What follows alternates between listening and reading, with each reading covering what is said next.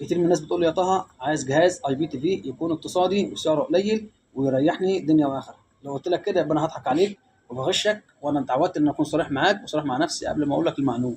اي جهاز يا صاحبي من 400 ونازل او 500 ونازل، انت اللي هتتعب نفسك وانت اللي هتجيب الجهاز وهترميه، او بعد كده هتشغله صفر عادي وهتقول لي يا ريت سمعت كلامك يا طه. انا بديك نصيحه لوجه الله، اقسم بالله ما بغشك في حاجه.